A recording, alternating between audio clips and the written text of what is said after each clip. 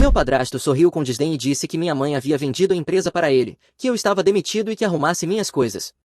Em seguida, colocou a filha dele no comando e me trancou fora do meu próprio negócio. O que eu fiz depois fez eles se arrependerem. Ei, Reddit, eu construí um negócio do zero e achei, como um idiota, que a papelada significava que ele realmente era meu. Então meu padrasto apareceu com um chaveiro, como se aquilo fosse uma tarefa rotineira de uma terça-feira qualquer. Eu tenho 31 anos, sou homem, e passei 5 anos transformando minha empresa de metalurgia personalizada em algo legítimo. Comecei aos 26 com um empréstimo da minha mãe, trabalhando em um galpão convertido em Tacoma que fedia ferrugem e café queimado. Aprendi metalurgia sozinho pelo YouTube e com uma tonelada de erros graves. Passei por 3 máscaras de solda antes de parar de ser um idiota. Construía corrimãos personalizados, escadas e peças decorativas para prédios comerciais. Nada sofisticado no começo, apenas trabalho sólido que realmente resistia. O primeiro ano foi horrível, 16 horas por dia, comendo macarrão instantâneo na oficina porque eu não conseguia parar para comer comida de verdade. No segundo ano, contratei o Gavin, um cara que sabia muito mais sobre fabricação de metal do que eu jamais aprenderia. No terceiro ano, conseguimos nosso primeiro grande contrato. No quinto ano, já estávamos faturando 6 dígitos e tínhamos clientes esperando na fila. Cheguei à oficina às 7:30 da manhã de uma terça-feira. 5 anos acabando com minhas costas naquele galpão convertido tinham feito aquele lugar importar. Estávamos a 3 semanas de entregar uma comissão de $80.000 por uma escada personalizada para um prédio comercial no centro. O estacionamento estava vazio, exceto pela minha caminhonete e um Escalade preto que eu não reconhecia. Achei que talvez o Gavin tivesse esquecido de mencionar algum fornecedor chegando cedo. Destranquei a porta da frente e entrei naquele cheiro de limalha de metal. O galpão tinha claraboias altas, e eu havia construído o escritório no canto, com paredes de verdade em vez daqueles aquários de vidro que todo mundo acha que parecem profissionais. Coloquei minha bebida sobre a mesa e liguei o computador. Foi então que ouvi portas de veículos batendo lá fora. Olhei pela janela e meu estômago se apertou. Meu padrasto Vitor estava saindo do Escalade, vestindo um terno que provavelmente custava mais do que meu aluguel mensal. A porta do passageiro se abriu e a filha dele, Tatum, saiu, na casa dos 20 anos, vestida como se estivesse indo para alguma reunião corporativa em vez do que quer que estivesse fazendo ali. Ela já estava com o celular levantado, filmando tudo, como se estivesse documentando uma cena de crime. Atrás deles, uma van de chaveiro estacionou. Vitor e eu tínhamos trocado talvez 10 palavras nos 2 anos desde que ele se casou com minha mãe. Um incorporador imobiliário rico, sempre procurando vantagem, tratava todo mundo como útil ou como perda de tempo. Ele nunca tinha visitado minha oficina, nunca perguntou sobre meu trabalho, nunca agiu como se importasse nem um pouco. Melhor assim para mim. Caminhei até a porta da frente enquanto ele se aproximava com o chaveiro e a Tatum logo atrás. O chaveiro parecia querer estar literalmente em qualquer outro lugar, carregando sua furadeira e a caixa de ferramentas, todo desconfortável. Tatum entrou, vasculhando tudo com o celular, aquele olhar arrogante no rosto, como se já fosse dona do lugar. Vitor não ofereceu um aperto de mão, apenas ficou ali segurando uma pasta parda. Mason, precisamos discutir a transferência de propriedade. Eu encarei ele e perguntei que transferência. Ele estendeu a pasta. Sua mãe me vendeu sua empresa de metalurgia personalizada. A venda foi finalizada ontem à tarde. A partir desta manhã, eu sou o proprietário. Você está dispensado com efeito imediato. Comece a empacotar seus itens pessoais. Peguei a pasta e abri. As palavras estavam ali, mas meu cérebro não conseguia conectar. Documentos legais com a assinatura da minha mãe por todo lado. Um contrato de venda transferindo 100% da propriedade da minha empresa para Vitor por $120.000. Minha empresa valia pelo menos 600 mil, provavelmente mais perto de 750, com os contratos que tínhamos alinhados. Isso é insano, eu disse. Minha mãe não é dona da minha empresa. Eu sou o dono. Vitor exibiu aquele sorriso de canto, como se estivesse explicando matemática básica para uma criança. Verifique seus registros corporativos. Sua mãe está listada como acionista majoritária, com 65% de participação. Você tem 35%. Isso não fazia sentido. 5 anos atrás, quando eu tinha 26, minha mãe me deu $18.000 para começar o negócio. Nós assinamos papéis, mas era um empréstimo que eu paguei 18 meses depois com juros, tudo documentado. Eu preciso ligar para minha mãe. O rosto do Vitor não mudou. Sua mãe está descansando em nossa casa. Ela não está atendendo ligações agora. Eu preciso de todas as chaves, códigos de acesso e dispositivos da empresa, incluindo as chaves da caminhonete. Tatum passou por nós e entrou na oficina. Ouvi a voz dela lá dentro, afiada e mandona. Você é o Gavin, certo? Pare o que está fazendo. Eu preciso dos arquivos de funcionários, listas de contatos de clientes e a combinação do cofre agora. Esta é uma transferência legal e você é obrigado a cooperar. A voz do Gavin respondeu, confusa, perguntando quem ela era, a nova gerência. Eu sou Tatum, diretora de operações. Eu preciso do iPad da oficina, de todas as pastas de contratos e de quaisquer cartões de crédito da empresa aos quais você tem acesso. Isso é legítimo e você está obstruindo o negócio se recusar. Ouvi a cadeira do Gavin arrastar. Eu não vou te dar nada. Mason é o dono deste lugar. Não mais. Seu chefe tem desviado dinheiro. Estamos aqui para garantir os ativos antes que ele tente esconder mais evidências. Comecei a ir em direção à oficina, mas Victor bloqueou meu caminho, não me tocando, apenas se posicionando na porta. Peguei meu celular e liguei para o telefone da minha mãe. Caiu direto na caixa postal. Tentei o telefone de casa, nada. Liguei para o número do trabalho dela na cooperativa de crédito, onde ela trabalhava como caixa havia 15 anos. A recepcionista atendeu. Oi, Mason, procurando sua mãe. Sim. Ela está disponível. Houve uma pausa. Ah, você não ficou sabendo. Beth tirou licença emergencial ontem, algo sobre exaustão. O Sr. Ramon ligou e disse que ela precisava de descanso completo. Desliguei e olhei para o Victor. Licença emergencial de quê? O que aconteceu com a minha mãe? A voz dele permaneceu fria. Sua mãe esteve sob estresse considerável. O médico recomendou descanso imediato. Ela está em casa sob supervisão médica. Deixe eu falar com ela agora. Ela está sedada, ordens médicas, ficará indisponível pelos próximos vários dias no mínimo. Tudo aquilo parecia errado. Olhei para o chaveiro e disse para não tocar em nada, esta é a minha empresa e não existe nenhuma venda legal. O chaveiro olhou nervoso para o Victor. Senhor, eu preciso de confirmação de que o senhor é realmente o proprietário antes de trocar fechaduras de um imóvel comercial. Victor entregou documentos da pasta para ele. O chaveiro leu, visivelmente desconfortável. Isso mostra uma venda, mas eu não posso verificar a legitimidade. Talvez vocês devam resolver isso antes que eu faça qualquer trabalho. O maxilar de Victor se contraiu. Estou pagando $300 para você trocar 4 fechaduras, faça o seu trabalho. Eu liguei para o meu advogado. Ele atendeu no segundo toque e eu despejei tudo rapidamente. Você tem cópias dos documentos de constituição da empresa? Meu advogado perguntou. Eu consigo acessar, mas não daqui. O Victor está tentando trocar as fechaduras agora mesmo. Meu advogado interrompeu de forma direta. Não deixe ele trocar essas fechaduras, isso é uma tentativa de tomada hostil, chame a polícia se precisar. Olhei para o Victor e disse que ele não podia trocar as fechaduras sem uma ordem judicial. Victor puxou o celular e fez uma ligação. Em segundos colocou alguém no viva voz, uma voz feminina, firme e profissional. Aqui é a advogada do Victor. Temos um contrato de venda legalmente executado transferindo a propriedade da empresa Custom Metal Works de Beth para Victor. Meu advogado ainda estava na linha, coloquei ele no viva voz. Aqui é o advogado do Mason, o verdadeiro proprietário da empresa Custom Metal Works. Estou orientando meu cliente que qualquer transferência de propriedade exige verificação da autoridade e da capacidade de quem vende. Os advogados começaram a discutir. Victor olhou para o chaveiro e disse para prosseguir. Eu disquei 19 e disse ao atendente que alguém estava tentando tomar ilegalmente a minha empresa. Disseram que os policiais chegariam em cerca de 20 minutos. Victor começou a andar pela minha oficina como se estivesse inspecionando uma propriedade recém-comprada. Eu o segui com o celular na mão, registrando tudo. Tatum pegou meu laptop e a pasta de contratos, tudo filmado, enquanto me chamava de ladrão na frente do Gavin e do chaveiro. O chaveiro começou a furar a primeira fechadura. Victor me mostrou o celular, um extrato bancário com o número da conta da minha empresa mostrando uma transferência eletrônica de $25.000 para uma conta de investimento offshore, datada de 2 semanas atrás. A minha assinatura estava no formulário de autorização. Aquela não era a minha assinatura, eu nunca fiz essa transferência. Victor sorriu. Sua mãe ficou devastada quando descobriu, ela considerou isso roubo, foi quando decidiu vender para alguém confiável. Era uma armação completa.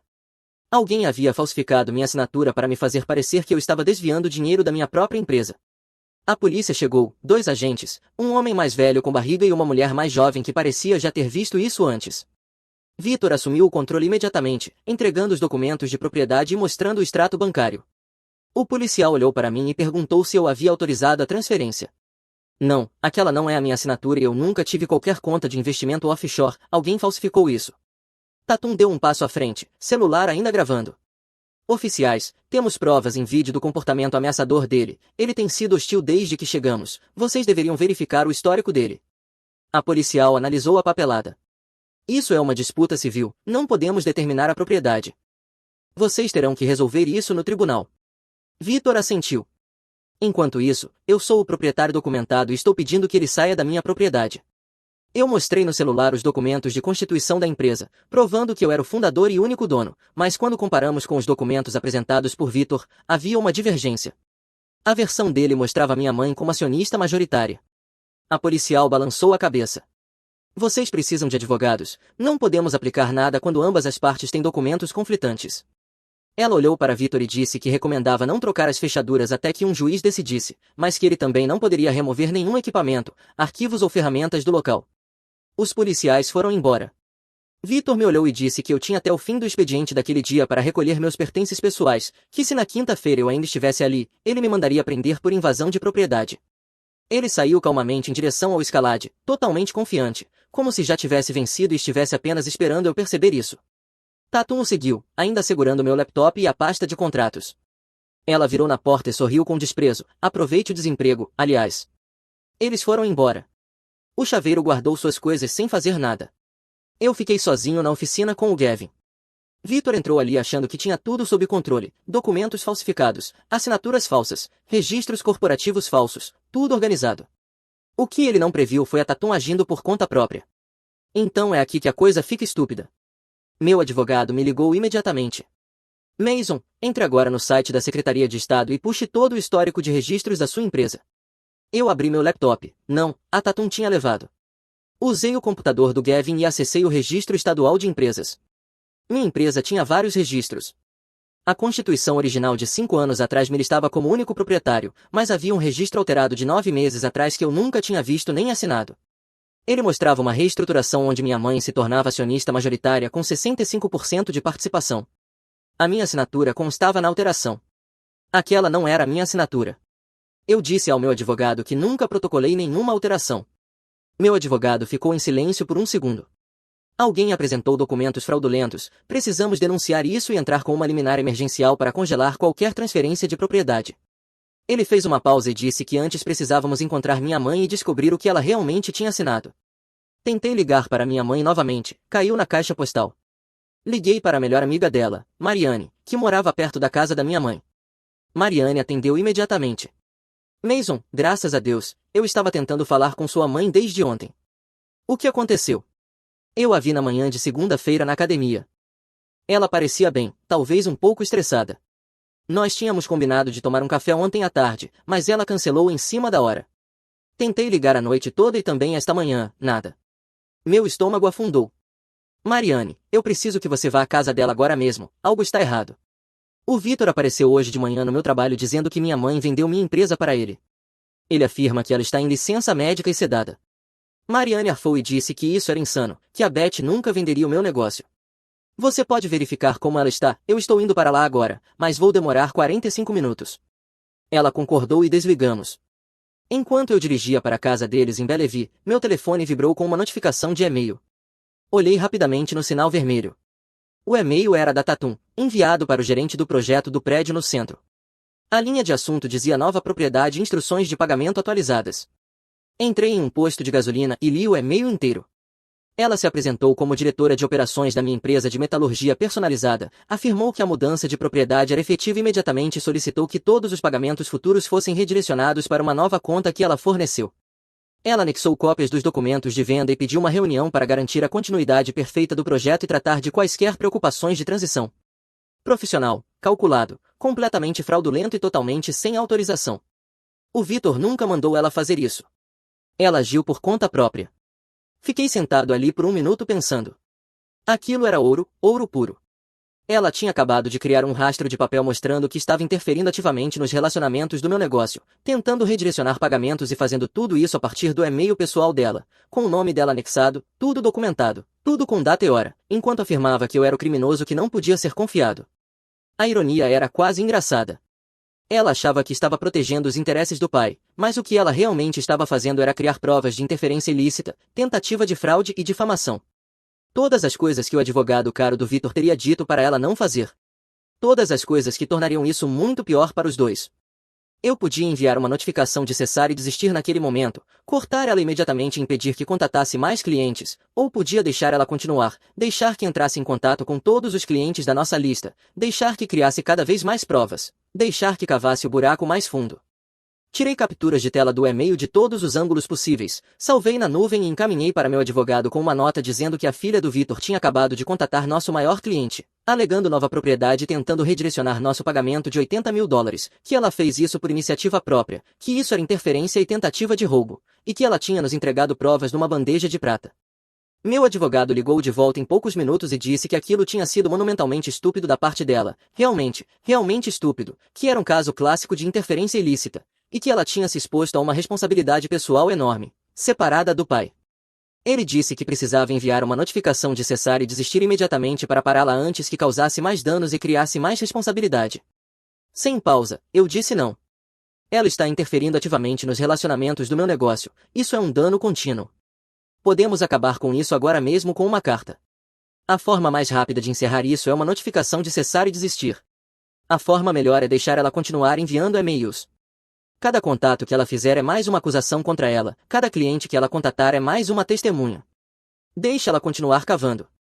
Meu advogado ficou em silêncio por um instante. Você quer que ela construa todo o caso contra si mesma? Exatamente. Ela acha que está sendo esperta, acha que está garantindo o investimento do pai. Deixe ela continuar achando isso. Deixe ela continuar fazendo contato, deixe ela continuar criando provas. Nós documentamos tudo e usamos depois. A decisão é sua, mas salve tudo, cada e-mail, cada correio de voz, cada mensagem.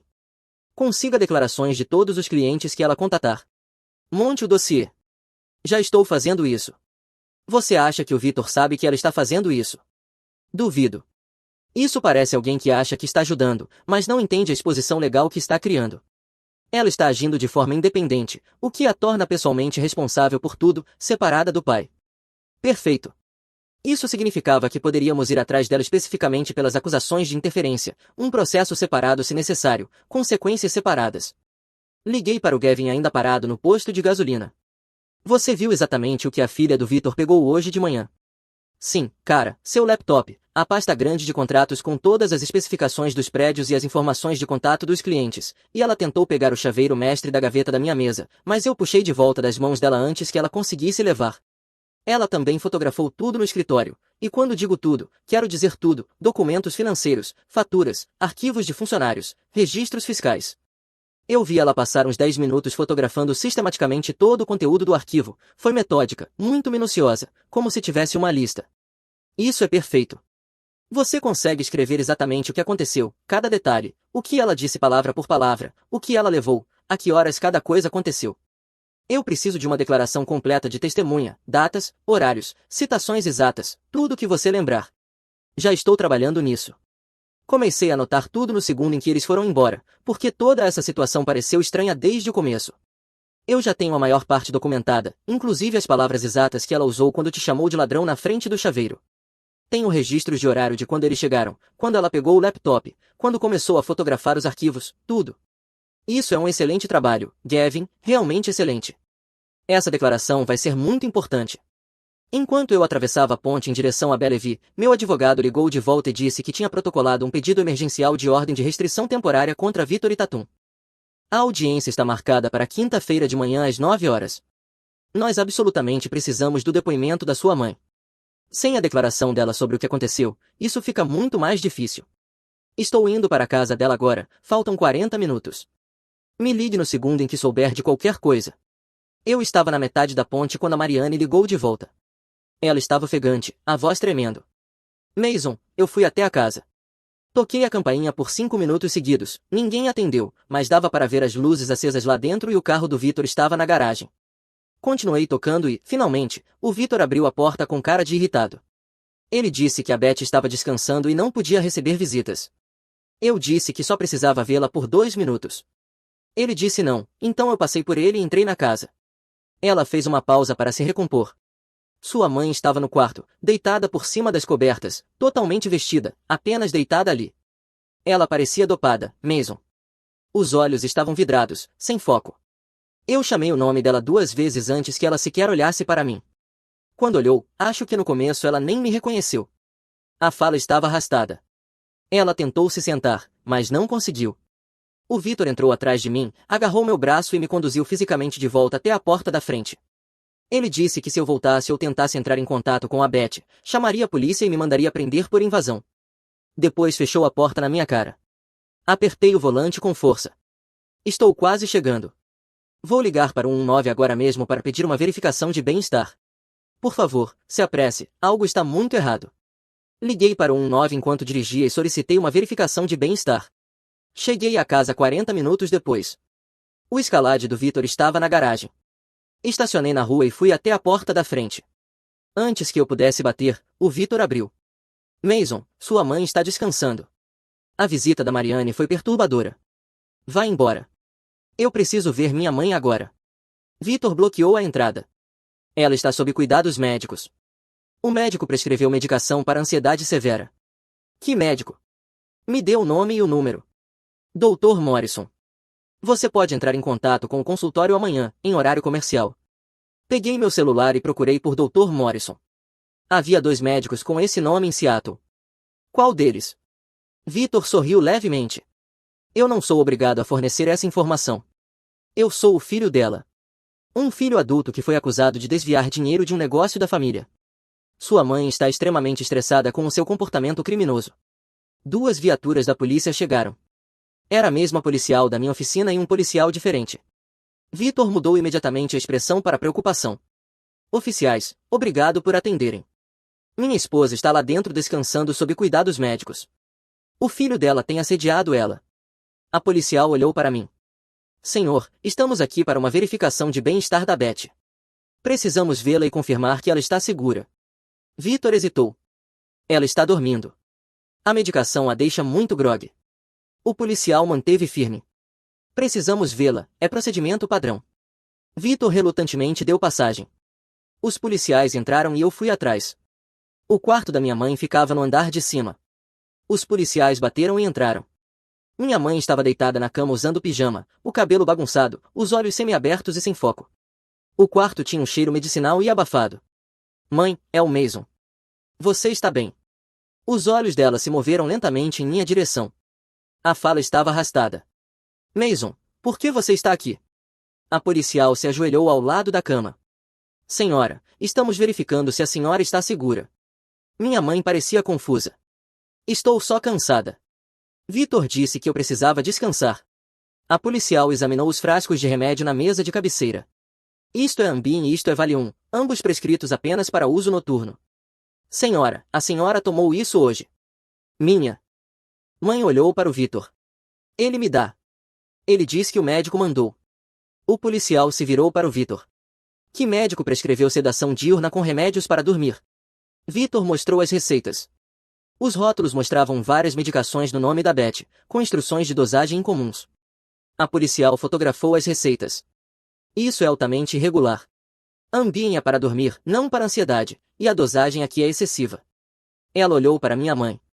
Senhora, a senhora se lembra de ter assinado documentos empresariais ontem. Os olhos da minha mãe se fecharam e abriram lentamente. O Vitor tinha papéis. Ele disse que eram urgentes para o negócio do Mason. A policial fez anotações.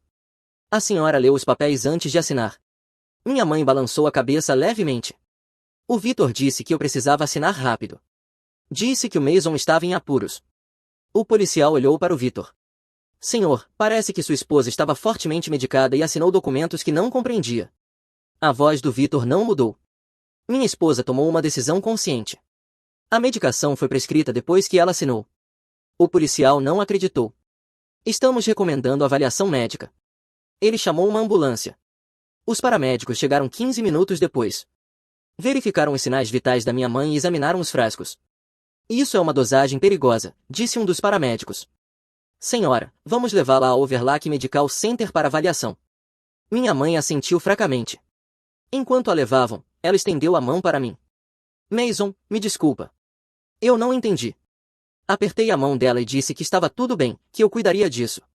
No hospital, levaram minha mãe para a emergência. Fiquei na sala de espera enquanto faziam exames.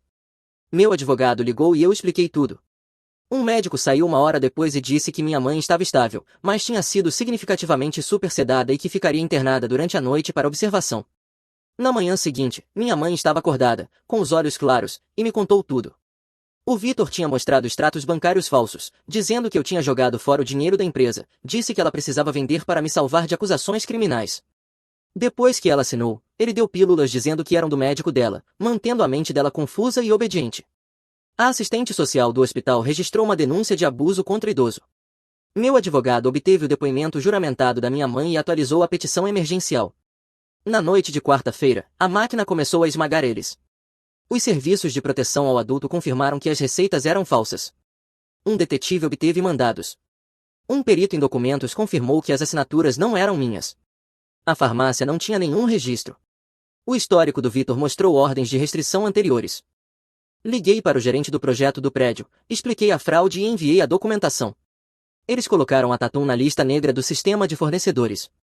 Empreiteiros comerciais compartilham bancos de dados, ela acabou de destruir a própria carreira. Mesmo assim, ela continuou.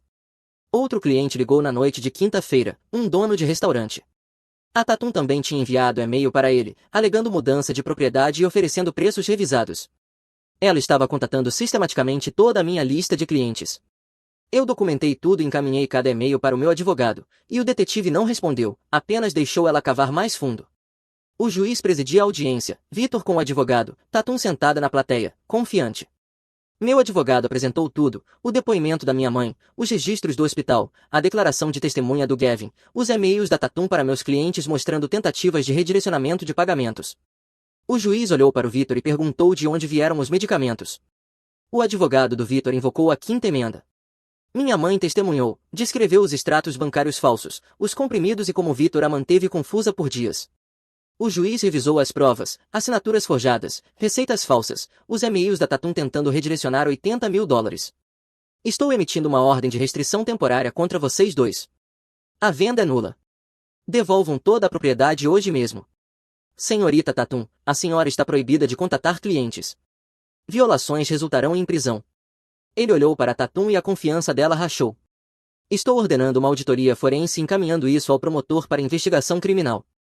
A audiência terminou, mas meu advogado se inclinou para mim como se estivesse esperando por aquele momento. A ordem não é vaga, ele disse, é específica de propósito. Ele redigiu como uma lista de verificação, não como uma sugestão.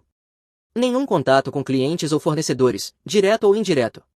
Nenhum acesso a contas ou sistemas da empresa. Devolver o laptop e as pastas. Preservar tudo, nada de apagar nada. Nada de desculpa de telefone apagado ou não sabia.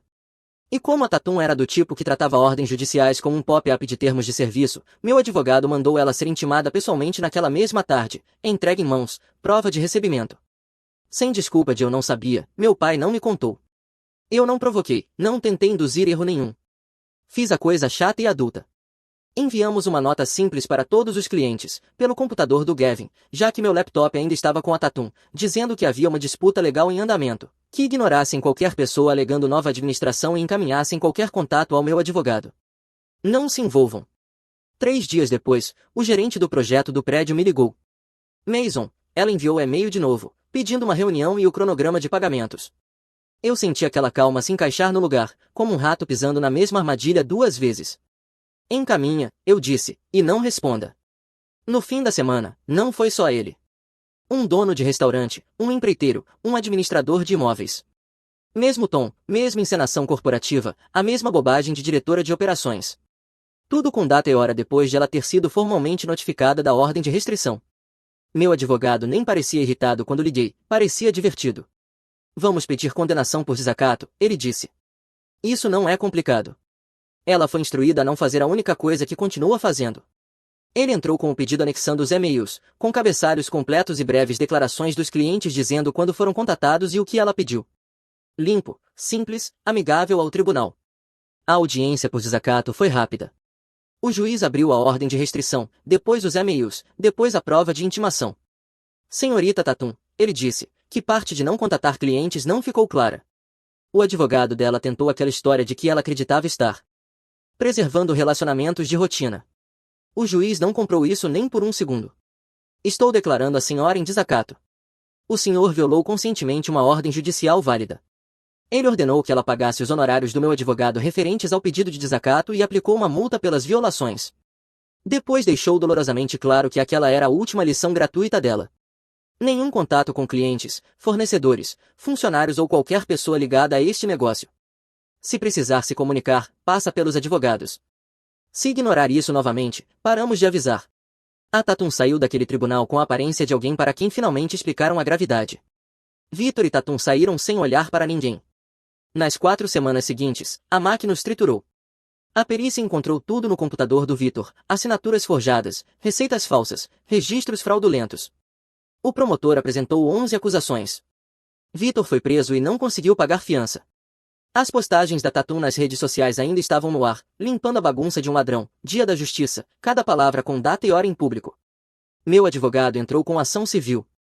Tatum foi nomeada pessoalmente. Cada e-mail que ela enviou, cada declaração me chamando de ladrão, tudo como prova. A falsa alteração societária virou encaminhamento criminal. O juiz tinha enviado tudo diretamente aos promotores. A oitiva da Tatum aconteceu 3 semanas depois. Meu advogado conduziu. Eu fiquei na sala de conferências assistindo.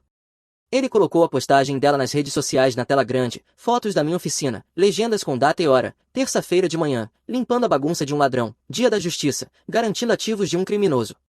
Ele leu em voz alta lentamente, deixando cada frase pesar. Senhorita Tatum, a senhora postou isso enquanto estava na oficina de metalurgia personalizada, correto? A Tatum se mexeu na cadeira e disse que sim. A senhora também gravou um vídeo dentro da oficina e postou com comentários chamando Mason de criminoso. Eu estava documentando. Meu advogado reproduziu o vídeo. A voz dela saiu clara. Este homem tem desviado dinheiro, você é o criminoso aqui. Me chamando de ladrão na frente do chaveiro e do Gavin, tudo gravado, tudo com a voz dela, tudo postado publicamente com o nome dela associado. A senhora fez essas acusações sem nenhuma prova verificada, correto? O advogado dela tentou objetar. Ela respondeu mesmo assim. Meu pai me mostrou documentos. Mas a senhora nunca os verificou, nunca ligou para um contador, nunca contatou as autoridades, nunca perguntou a um advogado se aqueles documentos eram legítimos. Eu confiei no meu pai. Confiou nele o suficiente para pegar o laptop e a pasta de contratos do Mason em vídeo, correto? Silêncio. Confiou nele o suficiente para contatar os clientes do Mason e tentar redirecionar $80.000 para uma conta controlada pelo seu pai, correto? O advogado dela tentou objetar de novo. Meu advogado colocou os e-mails na tela, todos do e-mail pessoal dela, todos com data e hora, todos redigidos profissionalmente, todos pedindo redirecionamento de pagamentos para a conta do Vitor. Quantos clientes a senhora contatou? Eu não lembro exatamente. Meu advogado sorriu. Nós temos 7 e-mails para 7 clientes diferentes, todos enviados em 48 horas, todos do seu e-mail pessoal, todos tentando redirecionar pagamentos. A senhora sabia que empreiteiros comerciais compartilham bancos de dados de fraude de fornecedores? A Tatum ficou pálida. Não. Então, quando a Westlake Hotels a marcou como risco de fraude, essa informação foi automaticamente compartilhada com aproximadamente 3.000 outros gestores de propriedades comerciais no noroeste do Pacífico. A senhora estava ciente disso? Não. Vamos falar do laptop. O juiz ordenou que a senhora o devolvesse imediatamente. Quanto tempo depois dessa ordem você realmente devolveu o laptop? Tatum hesitou, alguns dias. 4 dias, durante os quais a perícia mostrou que você acessou arquivos confidenciais de clientes e copiou vários documentos para um pendrive, correto? Eu estava apenas revisando arquivos. Meu advogado puxou o laudo forense e começou a ler os detalhes: quais arquivos foram acessados, quais foram copiados, horários, datas, tudo depois da ordem do juiz, tudo documentado pela perícia computacional. O advogado dela pediu um intervalo. Quando voltaram, Tatum parecia alguém a quem tinham explicado exatamente o quão gravemente ela tinha errado. Cada postagem em rede social foi incluída como prova, cada e-mail, cada palavra que ela disse em vídeo, cada arquivo que acessou depois de ser ordenada a não fazê-lo. Aqui está o que o Vitor não entendeu. Ele planejou isso cuidadosamente: documentos forjados, receitas falsas, provas fabricadas, tudo controlado, tudo estratégico. Então a Tatum pegou um laptop, começou a se filmar fazendo acusações, contatou meus clientes, postou tudo online com o nome verdadeiro dela. Ela achou que estava ajudando. Ela destruiu qualquer chance que o Vitor tinha de alegar que aquilo era uma disputa comercial legítima. As ações dela fizeram parecer exatamente o que era: uma tentativa de tomada hostil, com a filha dele como cúmplice voluntária. Toda a estratégia de defesa do Vitor era dizer que se tratava de uma transação comercial legítima entre cônjuges. Os e-mails da Tatum tentando redirecionar $80.000 destruíram isso completamente. O julgamento do Vitor aconteceu 4 meses depois. As provas eram esmagadoras. A perícia digital recuperou arquivos apagados do computador dele, mostrando ele praticando minha assinatura repetidamente, histórico de pesquisa mostrando técnicas de roubo de identidade, documentos de planejamento detalhando todo o esquema meses antes. O júri deliberou por 2 horas. Culpado em todas as acusações. Audiência de sentença em dezembro. O juiz olhou para o Vitor no macacão laranja. Senhor Vitor, o senhor mirou em uma mulher vulnerável que confiava no senhor. O senhor a manipulou, adopou e tentou roubar do filho dela por meio de fraude sistemática. 10 anos. 320 mil dólares em restituição. O rosto do Vitor ficou branco. O processo civil da Tatum foi resolvido 1 mês depois. 40 mil dólares em indenização, retratação pública obrigatória em todas as plataformas de redes sociais onde ela havia me chamado de ladrão, declaração juramentada admitindo que as acusações de desvio de dinheiro eram falsas, proibição de 15 anos de qualquer contato com meu negócio, meus funcionários ou meus clientes. Qualquer outra comunicação teria que passar por advogados. Mas o verdadeiro dano já estava feito. O nome dela foi sinalizado em vários bancos de dados de fraude de fornecedores. Empreiteiros comerciais compartilham esses sistemas, gestores de compras conversam. Quando ela se candidatava a empregos, as verificações de antecedentes mostravam a condenação civil e as retratações públicas. O perfil dela no LinkedIn desapareceu da noite para o dia. As redes sociais ficaram privadas. Qualquer pesquisa no Google com o nome dela trazia artigos: filha de fraudador condenado fecha acordo por difamação, empresário vence mulher que o acusou falsamente de desvio de dinheiro, além da condenação por desacato, porque aparentemente ela precisou que o juiz dissesse 2 vezes. Ela entrou na minha oficina naquela manhã de terça-feira como se estivesse comandando uma tomada corporativa, celular em punho filmando tudo, pegando meu laptop como se tivesse todo o direito, me chamando de ladrão na frente de testemunhas. Postando tudo online com o nome dela associado, contatando meus clientes tentando redirecionar pagamentos, tudo documentado, tudo com data e hora, tudo publicamente disponível. Eu nunca fui atrás dela diretamente. Nunca precisei. Ela documentou a própria destruição. Cada postagem em rede social, cada e-mail, cada palavra dita em vídeo, tudo prova criada por ela mesma, tudo com o nome dela. A lista negra de fornecedores se espalhou pelas redes do setor como fogo em palha seca. Hotéis compartilham bancos de dados de compras. Um único alerta de fraude no sistema da Vestlac se espalhou automaticamente para 3.000 outros gestores de propriedades no noroeste do Pacífico. O nome dela ficou permanentemente marcado. Qualquer empresa que fizesse até uma verificação básica encontraria isso. A condenação civil, a retratação forçada, o acordo por difamação, a associação com a condenação criminal do pai. Ela achou que estava protegendo ativos. O que ela realmente garantiu foi um registro permanente de exatamente como tentou roubar alguém e foi pega. Minha mãe entrou com o pedido de divórcio. O processo foi rápido, já que o Vitor não podia contestar da prisão. 90 dias e estava concluído. Ela vendeu a casa de Bellevue, mudou para um condomínio menor em Kirkland, manteve o emprego na cooperativa de crédito. Os pagamentos de restituição vieram lentamente, conforme os bens do Vitor eram liquidados, mas eventualmente ela recuperou a maior parte do que ele tinha roubado da aposentadoria dela. Ela começou terapia, lidou com a culpa de quase perder meu negócio, lidou com a traição, lidou com ter confiado em alguém que a manipulou por 2 anos. Levou meses, mas ela saiu disso mais forte. Voltei para minha oficina no dia seguinte à decisão inicial do juiz. O Gavin manteve tudo funcionando durante a crise. Concluímos a encomenda do prédio no prazo, entregamos a escada 3 dias antes. O cliente ficou impressionado o suficiente para nos indicar para mais 2 projetos. 8 meses depois, tínhamos 8 funcionários, 2 vans de entrega e faturamento chegando perto de 900 mil. O negócio que o Vitor tentou roubar tinha dobrado de tamanho. A comissão de 80 mil dólares que a Tatum tentou redirecionar se tornou a base da nossa expansão. Usamos esses lucros para comprar equipamentos melhores, contratar trabalhadores mais qualificados, assumir projetos maiores. O contador forense que rastreou o desvio do Vitor acabou entrando para o nosso conselho consultivo. Ele me ajudou a implementar controles financeiros melhores e sistemas adequados de governança corporativa para impedir que alguém tente algo assim novamente. Minha mãe e eu jantávamos juntos a cada 2 semanas. Às vezes falávamos sobre o que aconteceu, na maioria das vezes não. A traição deixou marcas, mas elas foram desaparecendo.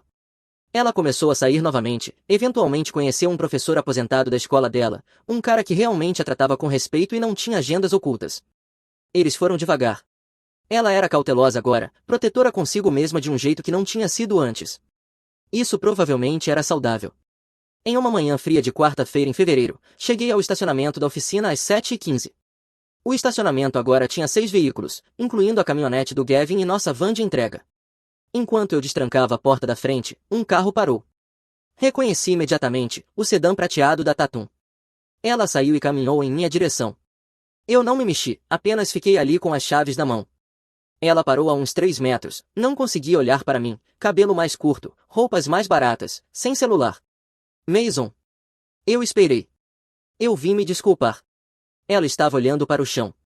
Não porque meu advogado mandou, eu só precisava dizer. Eu não ajudei meu pai, eu estava errada sobre tudo. Ela levantou o olhar por um segundo e depois baixou de novo. Eu nunca verifiquei nada. Eu só acreditei no meu pai e achei que estava ajudando. Silêncio. Eu destruí minha própria carreira por causa disso. A voz dela falhou um pouco. E quase destruí a sua. Eu ainda não disse nada. Ela mudou o peso do corpo. Eu não estou pedindo perdão nem nada, só queria que você soubesse que eu entendo agora o que fiz. Certo. Ela sentiu, começou a se virar, parou. Obrigada por não ter prestado queixa. Você poderia ter feito isso. Eu não deixei de prestar queixa por você. Eu entreguei tudo ao detetive e deixei o Estado cuidar do resto. Ela entrou no carro e não olhou para trás. Entrei na minha oficina. O Gavin já estava lá. Quem era aquela? A filha do Victor apareceu para se desculpar. Isso te fez sentir alguma coisa? Não muito. Coloquei meu café sobre a mesa e liguei o computador. O Victor está cumprindo 10 anos em Monroe. A Tatum se mudou para Portland. O nome dela continua marcado em todas as verificações de antecedentes que importam. Eles me entregaram tudo o que eu precisava. Tudo o que eu fiz foi deixar que continuassem cavando. Se você gostou deste vídeo, por favor clique no botão de inscrição. Isso ajuda muito o canal e nos ajuda a trazer mais e melhores histórias. Obrigado. Meu vizinho me denunciou depois que eu o ajudei a consertar a caminhonete dele durante uma tempestade, dizendo que você trouxe isso para si mesmo, amigo. Ele achava que controlava tudo, até que o colapso do filho dele, a suspensão da associação de moradores e uma investigação da prefeitura o forçaram a encarar as consequências. Ele tentou jogar tudo em cima de mim. Ei, Reddit, eu sou apenas um cara comum que tentou ajudar o vizinho durante uma tempestade horrível e, de alguma forma, isso acabou se transformando no pior ano da minha vida. Nunca pensei que um único ato de bondade pudesse explodir um bairro inteiro, mas aqui estamos. Vou começar do começo. Meu nome é Melvin, tenho 50 anos, nasci na Louisiana, mas moro em Rowlett, no Texas, há muito mais tempo do que planejei. Trabalho como supervisor de expedição em um armazém perto da Shiro. Não é nada glamouroso, mas mantém as contas pagas e me dá plano de saúde, então não reclamo muito. Minha esposa Zéu e eu temos 2 filhos adultos que já estão vivendo a própria vida. A casa parece mais silenciosa hoje em dia, mas não de um jeito ruim, apenas diferente, sabe? Nossa rua é daquelas mais antigas, com casas baixas de tijolo e nogueiras que parecem meio mortas, mas ainda assim deixam cair nozes suficientes para quebrar seu tornozelo. As pessoas em geral cuidam da própria vida. Se você acena, elas acenam de volta. Se você precisa de ajuda para mudar um sofá, alguém aparece eventualmente. Nunca acontece nada maluco por aqui, ou pelo menos era o que eu pensava por muito tempo. Meu vizinho do outro lado da rua, Casper, se mudou talvez há 3 anos. Cara grande, alto, sempre usando o mesmo boné de beisebol camuflado, como se estivesse colado na cabeça. Não falava muito, nunca sorria. Ele dirigia uma Dodge Ram preta que provavelmente encerava mais do que tomava banho. Tentei dizer olá quando ele se mudou, apenas sendo educado, mas ele mal assentiu com a cabeça e entrou em casa. Pensei, tudo bem, cara, seja misterioso, tanto faz. Enfim, na noite em que tudo começou, a Zéu estava na casa da irmã dela em Garland. Eu estava sozinho em casa esquentando um chile que tinha sobrado, pensando em absolutamente nada importante. A previsão do tempo dizia que talvez chovesse um pouco, o que acabou sendo o maior eufemismo do ano.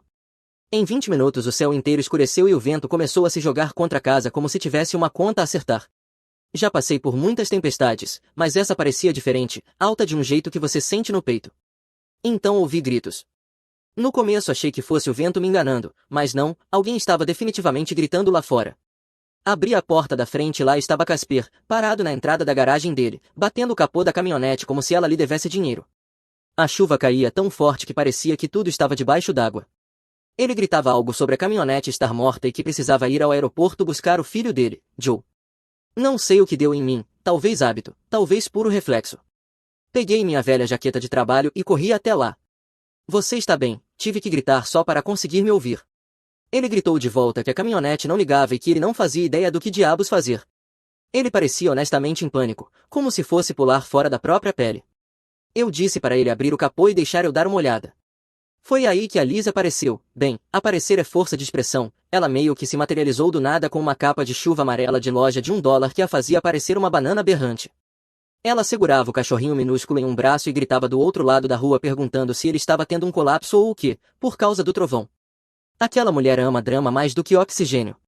Casper a ignorou, o que honestamente me chocou, porque ele parecia o tipo de cara que explodiria com alguém falando alto demais, mas ele só continuou andando de um lado para o outro e checando o celular como se a vida dele dependesse disso.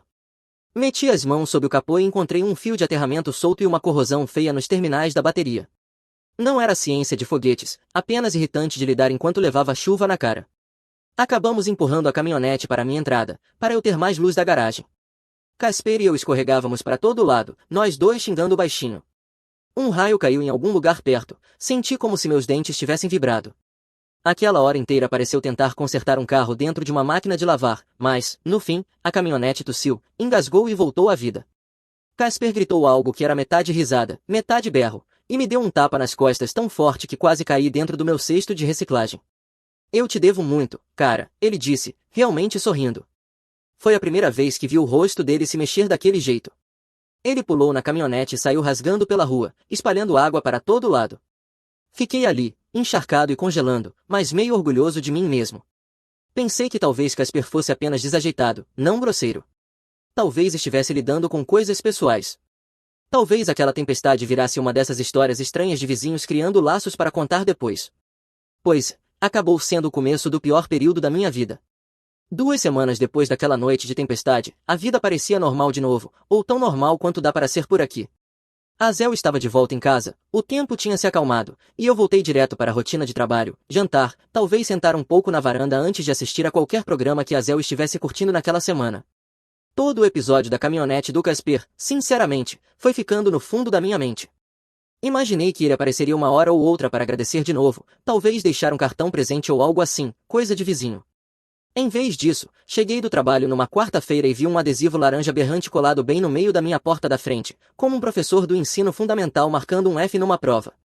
Fiquei paralisado por um segundo, porque meu cérebro se recusava a acreditar que aquilo estava realmente na minha casa. Arranquei o adesivo e li 3 vezes só para ter certeza de que não estava alucinando. Violação de código. Operar negócio de mecânica sem licença. Multa de $900.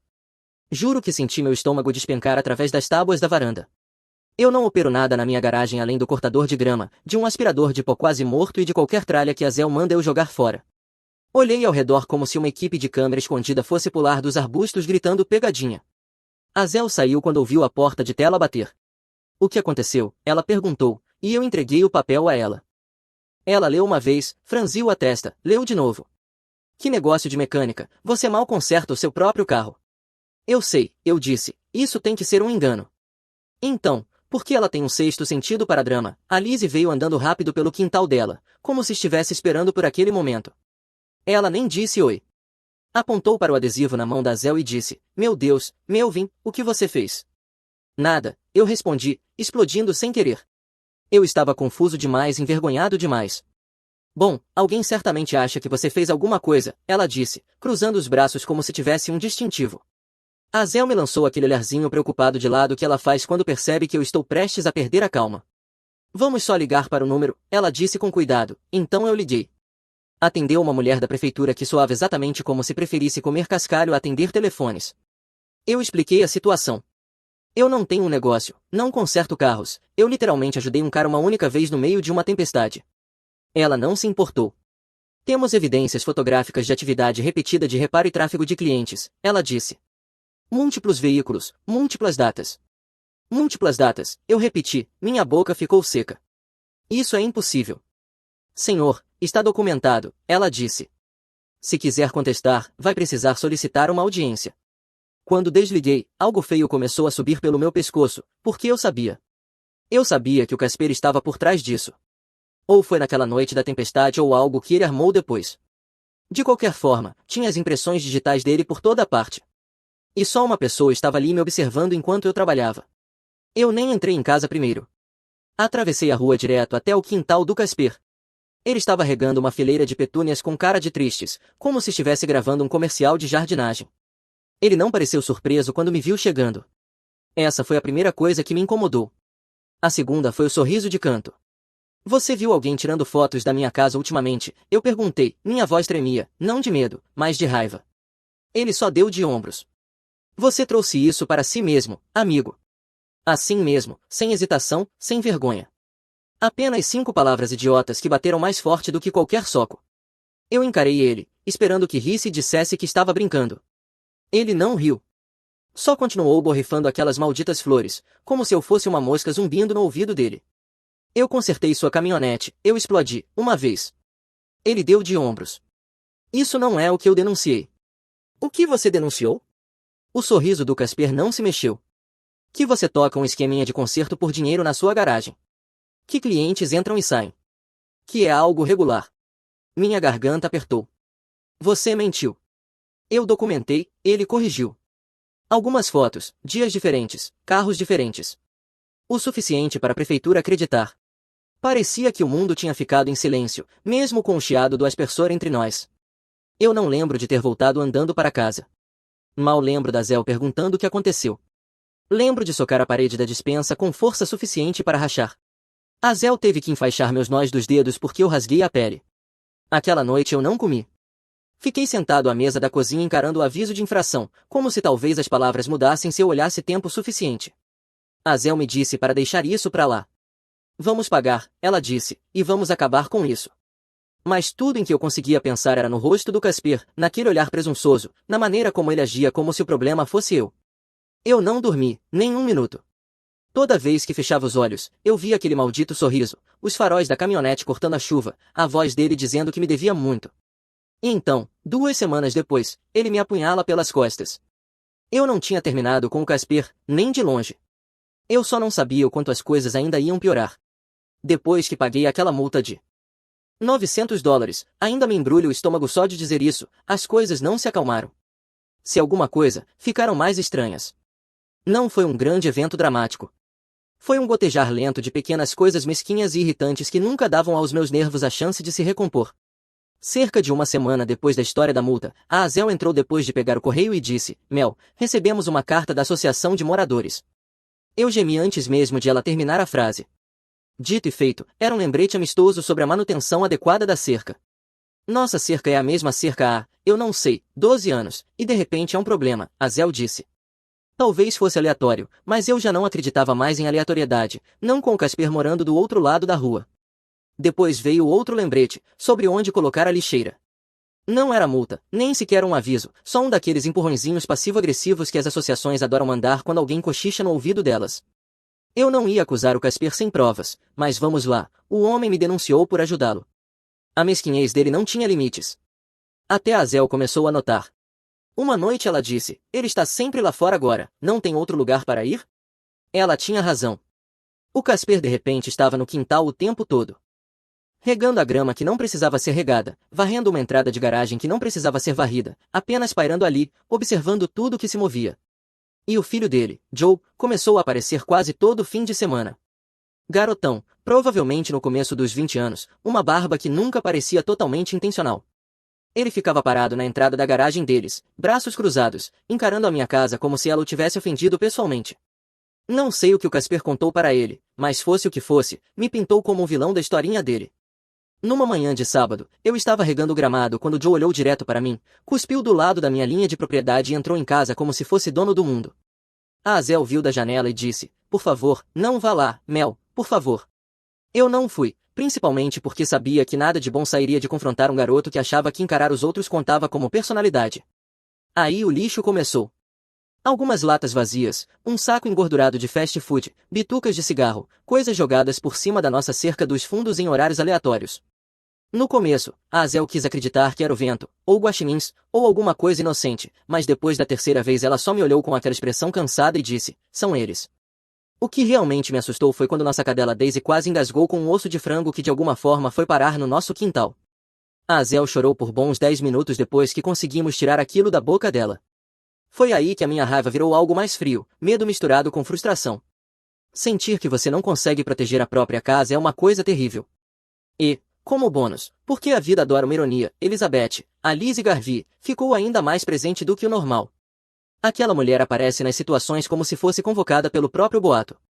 Numa tarde, ela marchou até mim segurando o cachorrinho minúsculo dela, algum tipo de mistura de poodle com olhos grandes demais para a cabeça, e disse, Melvin, ouvi vidro quebrando em algum lugar da rua ontem à noite. Você ouviu alguma coisa? Não, eu disse. O que aconteceu? Ah, querido, a casa do Curtis foi invadida, janelas quebradas, a polícia estava lá ao amanhecer. Aquilo me paralisou.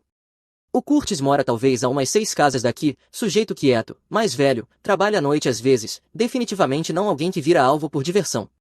Eu e a Zél fomos lá depois e vimos o vidro espalhado pela entrada da garagem dele. Tinham tapado a janela com papelão. E o que realmente me incomodou foi como Casper saiu de casa durante tudo aquilo, calmo demais. Ele não perguntou a ninguém o que tinha acontecido, não fingiu se importar, só ficou ali de braços cruzados como se alguém tivesse interrompido a soneca dele. A Lizzie, claro, deixou tudo mais estranho ao cochichar para Zél. Juro que vi uma figura perto da casa do Casper ontem à noite, podia ser um guaxinim ou talvez não fosse. Ela ergueu as sobrancelhas como se estivesse fazendo teste para uma novela. Algumas noites depois, por volta das 10 horas ou algo assim, vi faróis baterem na parede da nossa sala. Espiei e vi uma van prateada, comum, sem logotipo, parar bem perto do portão lateral do Casper. O motorista, um sujeito magro com cabelo comprido preso atrás, pulou para fora, entregou uma caixinha ao Casper, pegou outra coisa dele e saiu arrancando como se estivesse atrasado para o toque de recolher. O Casper o chamou de Toby, como se já tivessem feito aquela troca 100 vezes. Não gritava crime, mas definitivamente também não gritava tarefa normal de uma noite de quarta-feira. Lembro de ficar ali no escuro pensando, que diabos está acontecendo com esse cara?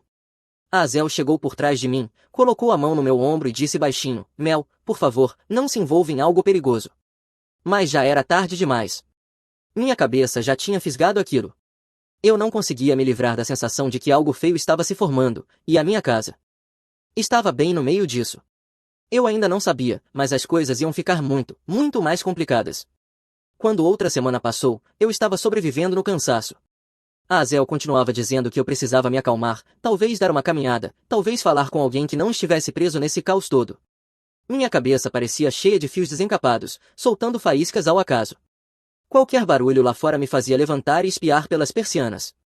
Eu odiava me sentir assim, mas não sabia como parar. A Zél finalmente disse, Mel, fala com alguém que realmente entenda dessas coisas de prefeitura, alguém que possa te dizer o que é normal e o que não é. Eu não conhecia nenhum especialista em loucura de vizinhança, mas conheci o Daryl, um velho amigo do trabalho que brigava com a associação de moradores como se fosse um hobby pessoal. Quando contei tudo para ele, ele nem me deixou terminar. Você precisa falar com o Sr. Arlan, ele disse, ex-fiscal de código da cidade, aposentado, conhece todos os truques do livro. Então, no dia seguinte, me encontrei com o Sr. Arlan naquele diner pequeno que ainda cheira a torrada queimada não importa a hora em que você vá. Ele tinha aquele porte sólido à moda antiga, como alguém que passou mais da vida consertando coisas do que falando sobre elas. Eu expus tudo, a multa, o lixo, a invasão, a van prateada.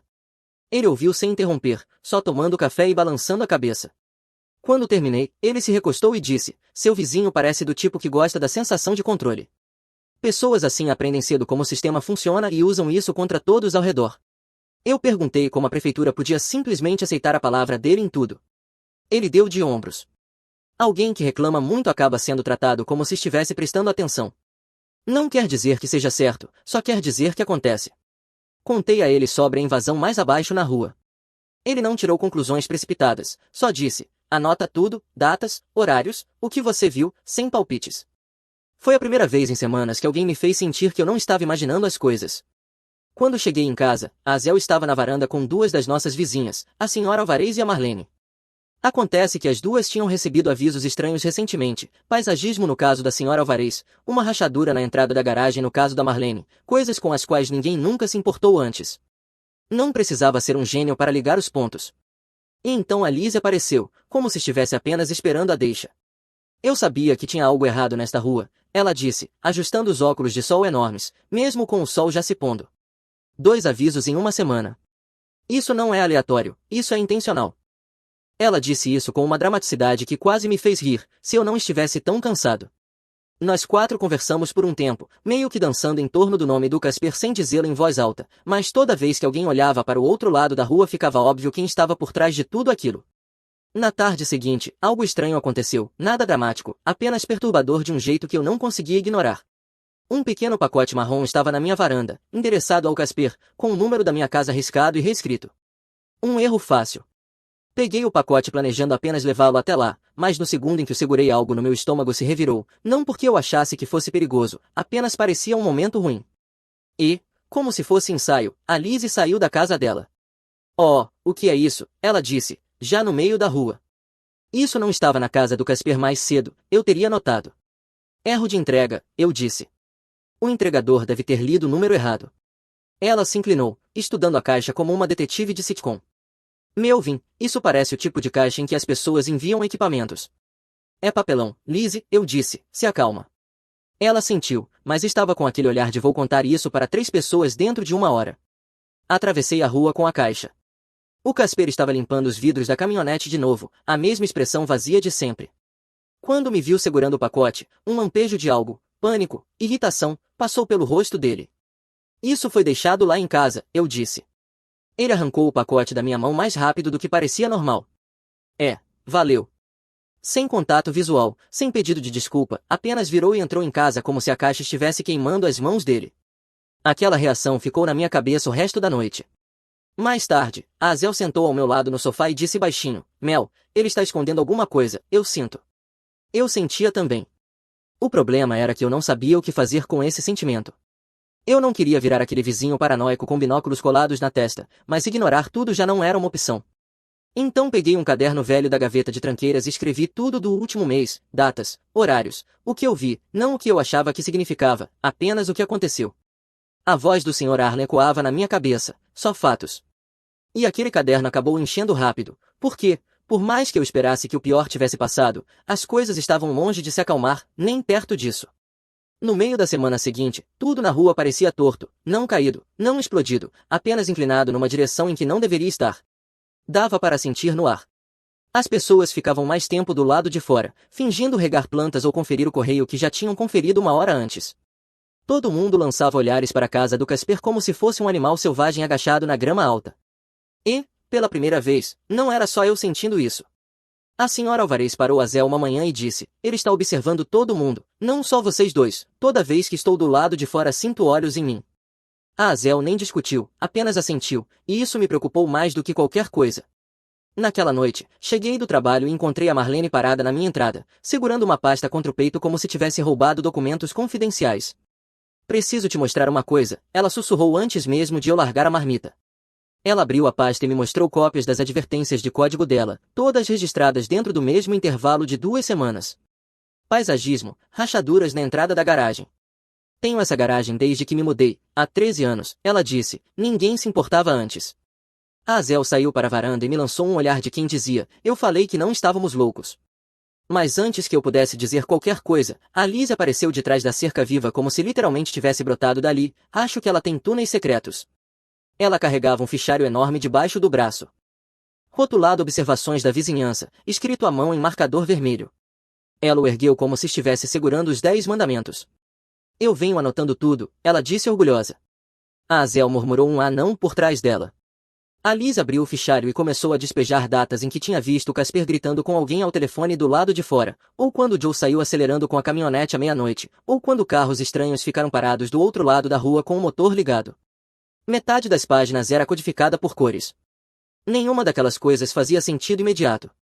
Em certo momento, ela disse, e no dia 17º eu ouvi um barulho alto, mas podia ter sido um gambá, embora, honestamente, tenha parecido um gambá humano, você sabe, o tipo.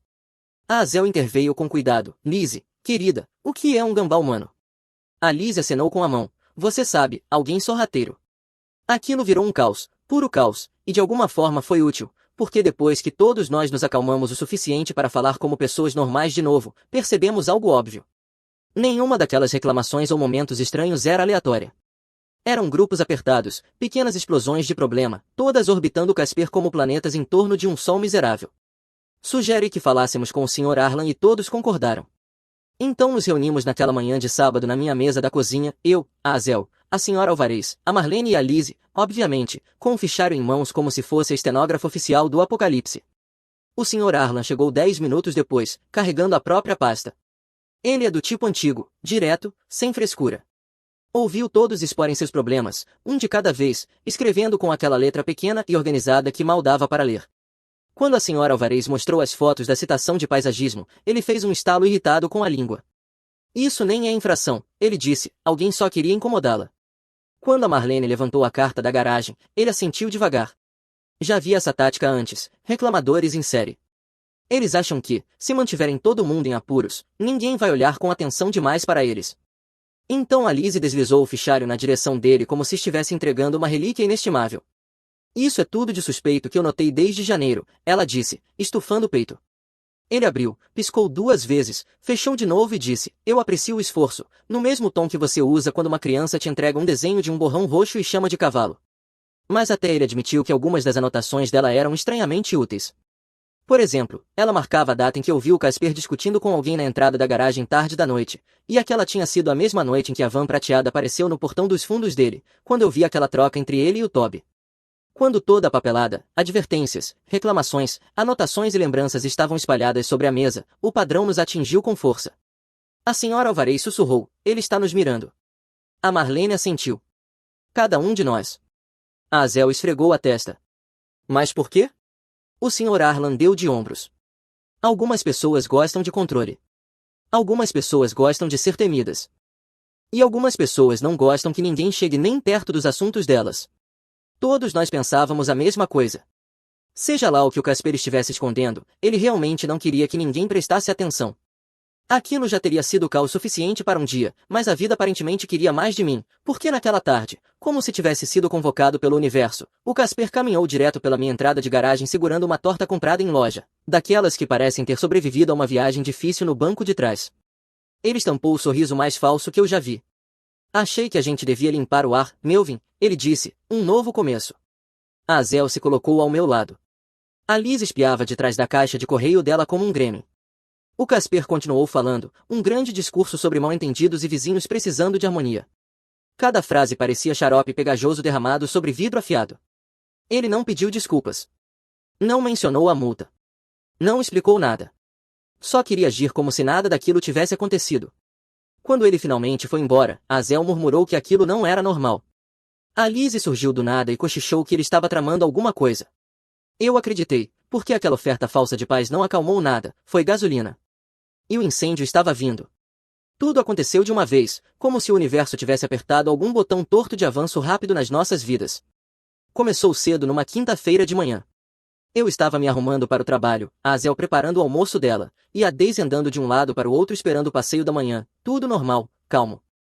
Então a Lizzie mandou uma mensagem para a Azel com uma foto borrada de um caminhão branco da prefeitura estacionado em frente à propriedade de aluguel do Casper lá na Jupiter Road, dizendo, fiscais da cidade na outra casa do Casper, eu disse que ele escondia alguma coisa. Ela também incluiu outra foto borrada, que devia ter sido tirada de Deus sabe onde, provavelmente ela subiu no telhado como um guaxinim com uma câmera. 10 minutos depois, a Azel recebeu outra mensagem, eles estão entrando, isso é grande. A Azel suspirou, me entregou o telefone e disse que a minha namorada precisava de um hobby. Tentei não rir, porque, honestamente, ela estava certa. A Lizzie prosperava no caos, como uma planta que só cresce em cinza de incêndio florestal. Na hora do almoço, a rua inteira estava comentando. A esposa do Curtis apareceu para contar a Azel que tinha ouvido dizer que a prefeitura encontrou várias irregularidades no aluguel, nada criminal, apenas negligência séria, janelas quebradas, fiação insegura, o tipo de coisa que rende multas do tamanho da parcela de um carro pequeno. No meio da tarde, o Sr. Bovin da Associação de Moradores enviou um daqueles e-mails coletivos com linguagem dura dizendo que o Casper estava sendo temporariamente removido das funções do conselho, pendente de revisão, tradução. Eles finalmente perceberam que ele era o problema, não o herói que fingia ser. Sinceramente, eu pensei que talvez, finalmente, a pressão fizesse o Casper desacelerar, mas não. Ele quebrou por volta das 6 da noite. Eu estava grelhando frango no quintal quando a Azel saiu correndo dizendo, Mel, você precisa ver isso. Ela apontou para o outro lado da rua, onde o Joe estava em completo colapso, gritando com o Casper na entrada da garagem. Você nunca me escuta, o Joe gritava, você estraga tudo, isso é culpa sua, não minha. A voz dele quebrou como se ele estivesse segurando aquilo havia meses. Ele gesticulava, andando em círculos. O Casper tentava fazê-lo calar, mas o Joe deu um tapa numa vassoura que estava na mão dele e gritou ainda mais alto. Os vizinhos começaram a sair de casa como se fosse um exercício de incêndio em todo o quarteirão. A Marlene espiava pelas persianas. A senhora Alvarez ficou na varanda abraçando o suéter. O Curtis se apoiou no corrimão. E então tinha Lizzie, agachada atrás da caixa de correio, filmando com o celular. Enquanto sussurrava comentários dramáticos, como se estivesse narrando um documentário da natureza. A tensão está aumentando, ela sussurrou alto o suficiente para metade do quarteirão ouvir. Depois de alguns minutos, o Joe entrou furioso em casa e bateu a porta com força suficiente para sacudir a poeira das minhas calhas. O Casper ficou parado, congelado, por uns bons 10 segundos, e então entrou em silêncio atrás dele. O quarteirão inteiro prendeu a respiração. A Azel finalmente soltou o ar e disse que ia dar uma caminhada, precisava clarear a cabeça. Cerca de 5 minutos depois, a Daisy latiu, aquele latido assustado, não o brincalhão. Eu saí para a varanda e vi a Azel na beira da nossa entrada de garagem e o Casper alguns passos à frente dela. Ela não tinha ido atrás dele, eles apenas se encontraram quando ela virou a esquina. O Casper devia estar andando de um lado para o outro do lado de fora tentando esfriar a cabeça depois do colapso do Joe. A postura da Azel estava calma, mas a voz dela carregava uma firmeza constante que eu não ouvi havia muito tempo. Casper, ela disse, precisamos conversar. Ele pareceu genuinamente pego de surpresa. A Azel não esperou. Você arrastou minha família para seja lá que bagunça você está lidando, você fez o Melvin se sentir inseguro na própria casa, você causou estresse para o bairro inteiro, e você não tem o direito de fazer isso. O Casper piscou, atônito, em silêncio. A Azel não gritou, não deu um passo na direção dele, apenas ficou ali, a Daisy aos pés dela, completamente firme. Você precisa parar, ela disse, agora. O Casper abriu a boca como se fosse argumentar, depois fechou de novo. Por fim, murmurou que não queria que tivesse chegado a esse ponto. A Azel balançou a cabeça. Intenção não conserta nada. E foi embora. O Casper ficou plantado na calçada como alguém que tivesse sido desligado da tomada. A Azel chegou até mim na varanda, o rosto calmo, mas as mãos tremendo um pouco. Eu terminei de deixar ele nos empurrar, ela disse. Antes que eu pudesse responder, a Liz apareceu de repente, eu juro que ela se teletransporta, carregando uma pasta rosa-choque com o rótulo Grupo de Vigilância do Quarteirão, versão 1. Ela a empurrou na minha direção como se estivesse entregando papéis de evacuação de emergência. Melvin, ela anunciou, esta rua precisa de ordem. Eu tomei a liberdade de criar um programa de vigilância do quarteirão. Dentro da pasta havia escalas escritas à mão, mapinhas, turnos para observações noturnas e crachás de cartolina plastificados com títulos como Observador da Vizinhança e Líder de Vigilância de Tráfego. Ela disse que o Curtis monitoraria as noites tardias, a senhora Alvarez ficaria com os quintais, e eu, aparentemente, era o segundo no comando dela. Eu não concordei com isso, eu comecei a dizer. Você já concordou, ela disse, como se isso resolvesse tudo. Então saiu marchando para distribuir mais panfletos, quase tropeçando no cachorrinho minúsculo no processo. E, de alguma forma, inacreditavelmente, o dia ainda não tinha acabado. Por volta das 10 da noite, saí para fora para trancar a caminhonete. O Casper estava parado no final da minha entrada de garagem, mãos enfiadas nos bolsos, o rosto pálido e exausto. Ele levantou os olhos para mim como alguém finalmente pronto para admitir algo que tinha enterrado fundo por tempo demais. Melvin, ele disse em voz baixa, a gente precisa conversar. Ele abriu a boca e então parou, como se as palavras tivessem ficado presas no meio do caminho. Os olhos dele desviaram para além de mim, em direção às casas escuras. As cortinas que provavelmente estavam se mexendo. Não aqui fora, ele murmurou, engolindo em seco. Amanhã, quando estiver claro. Então ele se virou e voltou atravessando a rua, os ombros tensos como se estivesse carregando algo pesado demais para largar. E eu ainda não sabia, mas o que ele ia me contar no dia seguinte mudaria tudo o que eu achava que entendia. Na manhã depois da discussão aos gritos do Joe, a rua inteira parecia de ressaca, não por causa de algo que alguém bebeu, mas por tudo que foi jogado no ar na noite anterior. Até a Daisy andava devagar, como se não confiasse no silêncio. A Azel fez café e deslizou minha caneca pela mesa. Você está bem? Ela perguntou. Acho que ainda estou tentando alcançar o que aconteceu ontem, eu disse. Honestamente, o quarteirão inteiro devia estar sentindo a mesma coisa. Dava para perceber só olhando para fora. Ninguém estava cortando grama, varrendo ou passeando com o cachorro, apenas silêncio, cortinas se mexendo de vez em quando, todo mundo esperando para ver o que viria a seguir. Eu e a Azel levamos a Daisy para passear no meio da manhã. A casa do Casper estava toda fechada, persianas abaixadas como se ele estivesse tentando manter o mundo do lado de fora. Nenhum sinal do Joe, nenhum grito, nenhum movimento, apenas quietude. Não gosto desse limbo, a Azel murmurou. Nem eu disse, mas continuamos andando. A Lizzie surgiu de trás da caixa de correio dela como um boneco de mola quando chegamos ao quintal dela. Bom dia, vocês dois, ela disse, bebendo um café gigante numa caneca que dizia, drama é meu cardio. Quieto hoje, quieto demais. A Azel me lançou um olhar que dizia claramente, por favor, não incentive. Conversamos um pouco, na verdade mais a Lizzie falando, e depois voltamos para casa. O dia passou sem nada selvagem acontecer. Nenhum grito, nenhum carro estranho, nenhuma nova notificação colada na minha porta. Era quase perturbador o quão normal tudo parecia. Naquela noite, eu e Azel jantamos e assistimos a algum programa ao qual nenhum de nós realmente prestou atenção. Foi bom, simples, calmo. Fomos dormir sem checar as janelas, o que por si só já foi uma pequena vitória. No dia seguinte foi quando as coisas mudaram. Era fim de tarde. A Azel estava regando as flores da frente e eu mexia numa dobradiça solta da porta de tela. O sol tinha aquele brilho suave e quente que aparece quando o dia está terminando. Uma brisa trazia o cheiro de alguém grelhando carne algumas casas adiante. Foi então que a porta da frente do Casper se abriu, não rápido, não alto, apenas abriu. Ele saiu devagar, usando a mesma expressão cansada que eu tinha visto depois do colapso, mas de algum jeito mais suave, como se a aspereza tivesse sido lixada durante a noite.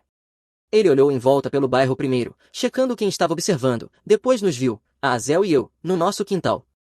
Ele hesitou, como se fosse voltar para dentro, mas em vez disso endireitou um pouco os ombros, caminhou até a borda da entrada da garagem e ficou ali parado.